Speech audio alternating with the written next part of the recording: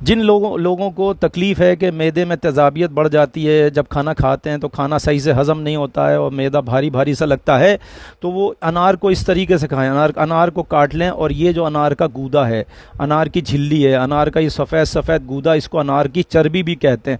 इस सफ़ेद सफ़ेद झिल्ली के साथ, इस अनार के गूदे के साथ अगर आप अनार खाएंगे, इस अनार के गूदे के साथ अगर अनार खाएंगे, गुठली समेत खाएंगे, पूरा अनार खाना है आपने। सुबह नाश्ते के 1 घंटे के बाद खा सकते हैं या दोपहर में किसी टाइम खा सकते हैं, तो आप देखेंगे कि आपको मैदे में जो तेज़ाबियत बनती है वो दूर हो जाएगी। दुनिया की बड़ी से बड़ी दवा अल्लाह की इस बनाई हुई दवा का मुकाबला नहीं कर सकती। ये जो गूदा है और ये जो अनार के दाने गुठली समेत झिल्ली समेत खाने हैं, मैदे की तेज़ाबियत की बेहतरीन दवा हैं। आपके मैदे में वो रतूबतें पैदा होंगी जो खाने को जल्दी से हज़म करेंगी और तेज़ाबियत दूर हो जाएगी, सीने की जलन दूर हो जाएगी। दिल के मरीज़ को बहुत ज़्यादा अफाका होता है, इससे पल्पिटेशन नहीं होती, इख्तिलाज क़ल्ब नहीं होता।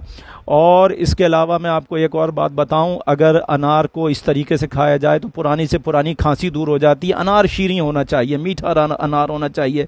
जिनकी आवाज़ बैठ जाती है वो अगर अनार इस तरीके से खाएंगे, बैठी हुई आवाज़ ठीक हो जाती है। जो नात पढ़ते हैं या मनक़बत पढ़ते हैं वो खाएँ अनार इस तरीके से, उनकी आवाज़ बहुत ज़्यादा अच्छी हो जाएगी। अगर किसी की ज़बान पर छाले निकलते हैं वो अनार को इस तरीके से खाएँ, झिल्ली समेत, गूदे समेत। ये जो गूदा है इसको अनार की चर्बी भी कहते हैं। उनके ज़बान के छाले, मुँह के छाले दूर हो जाएंगे।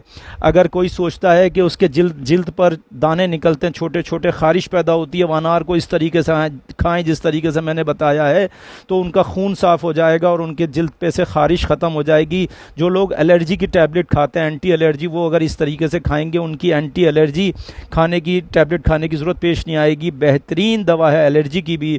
और अगर किसी के जिस्म पर ज़ख़म है पुराने से पुराना, अगर वो अनार इस तरीके से खाएंगे तो उनके जिस्म का ज़ख़म ठीक हो जाएगा। इसके अलावा एक चीज़ और बताता हूँ, जो लोग अनार को दानों के साथ, बीज के साथ, गुठली समेत खाएंगे और ये अनार का जो सफ़ेद सफ़ेद गूदा है इसके साथ खाएंगे, इस झिल्ली के साथ खाएंगे, उनके मुंह से बदबू आना बंद हो जाएगी। उनके दांत अगर बहुत ज़्यादा पीले हैं तो दांत सफ़ेद होना शुरू हो जाएंगे। और इमाम जाफ़र सादिक़ अलैहिस्सलाम ने फरमाया, अगर अनार को इस तरीके से कोई खाए, गुठली समेत, बीज समेत और अनार के इस गूदे के साथ अगर कोई खाएगा तो उसको रात को हार्ट अटैक यानी कि दिल का दौरा नहीं पड़ेगा। अगर कोई सोचता है, समझता है कि डरता है कि अगर उसको रात को फालिज या लकवा हो सकता है, अगर सोते वक्त एक अनार छोटा सा इस तरीके से खा के सो जाएं तो रात को ना फालिज होगा, ना लकवा होगा, ना ब्लड प्रेशर हाई होगा। सुबह तक अल्लाह की अमान में रहेंगे। अनार में बेहद फ़ायदा है। हर अनार के अंदर एक दाना जन्नत का होता है और वो जो जन्नत का दाना वो इंसान के मैदे में जाता है, हर बीमारी से अमान देता है, शिफा अता करता है।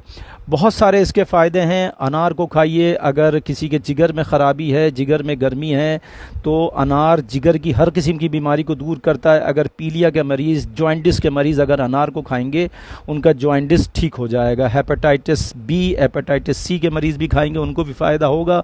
इसके अलावा अगर मैदे में किसी के दर्द होता है, तकलीफ़ होता है, तो वो तकलीफ़ दूर हो जाती है अनार के खाने से। अनार के बेपनाह फ़ायदे हैं। इमाम जाफ़र सादिक़ अलैहिस्सलाम का कौल है कि अनार में सिवाय फ़ायदों के कुछ नहीं है, अनार में फ़ायदे ही फ़ायदे हैं। अनार को खाइए और मुझको दुआओं में याद रखिए। वस्सलाम, खुदा हाफ़िज़।